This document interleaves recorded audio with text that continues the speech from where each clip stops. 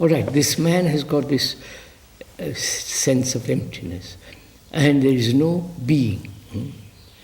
So he's not acting from self-centered interest. So his actions are in the world of daily living. That's all you can judge only there. Whether he's a hypocrite, whether he says one thing, contradicts it next moment, whether he's actually living this compassion. Not I feel But if you're not doing the same, you can't tell. You see that. That just is. That's what I'm saying. It's limited. I can't judge you. You can't. I can't judge you there. You can't. So how can you convey to me in words that peculiar quality of the mind? You can describe, you can, go around it, but you can't give the essence of it.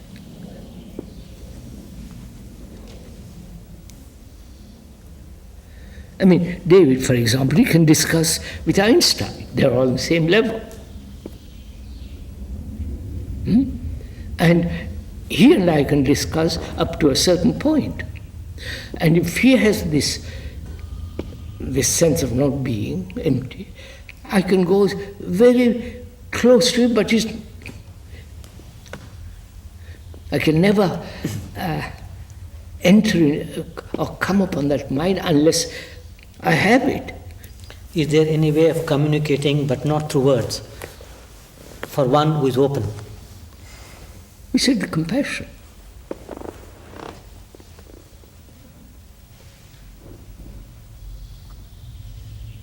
It's not, as David put it just now, it's not, I feel compassionate.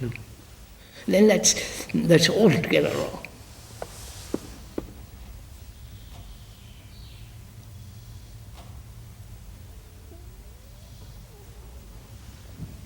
You see, after all,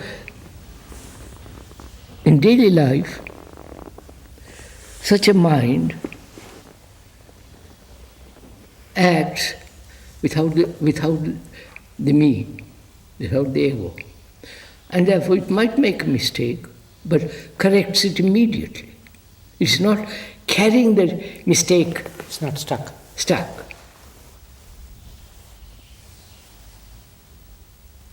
Which must be very careful here not to find an excuse for wrong.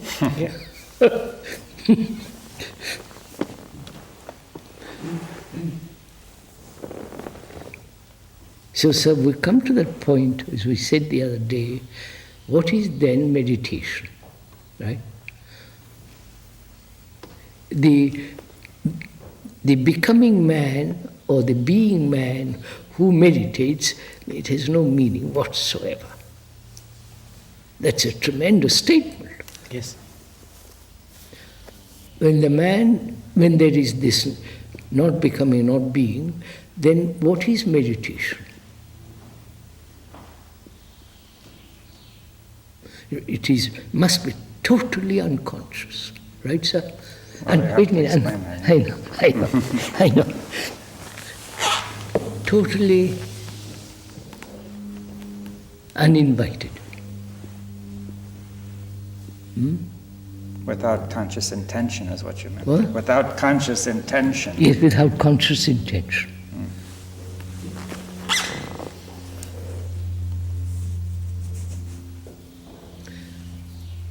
Yes, I think this is right. Well, Would you say, sir, sounds silly, but the universe, cosmic, is in meditation? well, if it were alive, if it is alive, then you would have to look at it that way. No, it is in a state of meditation. Yes. I think that's right. Well, I go by that. if you say, see, we should try to go over what is meditation. You see, what is it doing?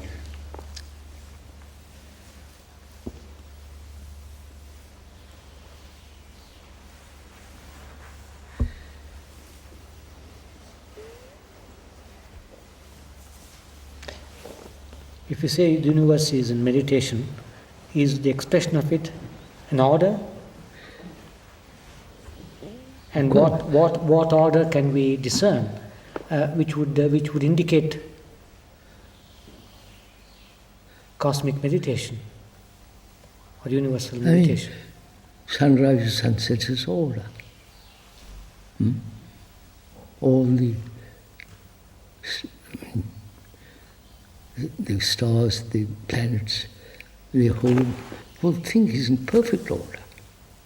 But we have to connect this with meditation. You see, You see, yeah, that's why I didn't want. He's bringing the word order. But see, according to the dictionary, the meaning of meditation is to Is to reflect. measure. No, to reflect, to turn something over in Yeah. your mind, and to pay close attention. And also to measure. That's that's a further meaning, but it's Yeah. it's to weigh and to ponder. It means measure in the sense of weighing and pondering. That's it. And Ponder, think over, and so on. to weigh the significance and Yeah. so on. No. Yeah. Now, is that what you mean? No. Yeah, then why do you use the word? You see? I'm told that in English, contemplation has a different connotation from meditation. Contemplation implies a deeper state of mind, whereas meditation is, To contemplate. that's what I was told. Well, yes, it's hard to know. The word contemplate comes from the word temple, really. Yes, that's right. To make an open space, really. Its basic meaning, to sort of create an open space so you can look at it. Is that open space between God and me so he can Well, you no, could that's the way the word arose. arose, It's, quite. From temple, temple, space. which means an open space. Yeah. The Sanskrit word dhyana doesn't have the same connotation as meditation, Dhyana. No. because meditation has the overtones of measurement. And probably in an oblique way, that measurement is order. No, I don't want to bring in order. Leave the word order out. We have been through that. We've beaten that to death. Just ask why you use the word meditation. Don't let's use the word No, meditation. well, let's find out what is meant by what you really mean here.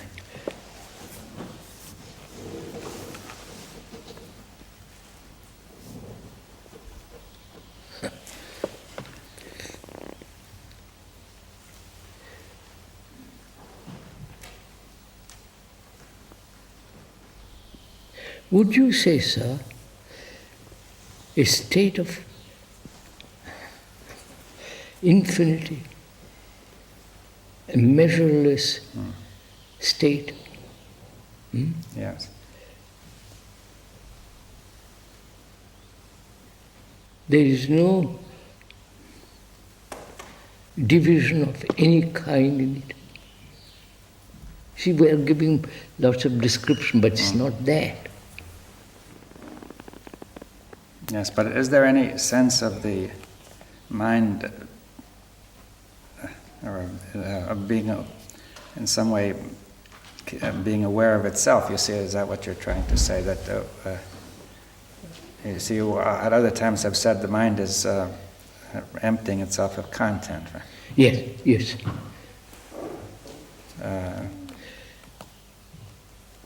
What are you trying to say? Well, I'm trying to get at that it's not merely infinite, but it seems to be something more is involved. Oh, much more. That's what I'm...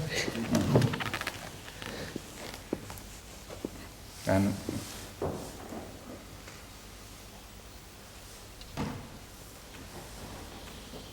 but in this emptying of content, if we said that this content is the past, which has become disordered, then Disordered. you could say in some sense it's constantly cleaning up the past. I mean, would you agree to that? That is that It's constantly cleaning up the past? Yeah. Oh, no. Then you see, when you say the mind is emptying itself of content, Has emptied it itself. has emptied itself. All right, then we say when the past is cleaned up, Yes. then you say that is meditation. That is meditation. No. That- Contemplation of what? Just the beginning. Is it the beginning? Beginning of what? The emptying of the past. What?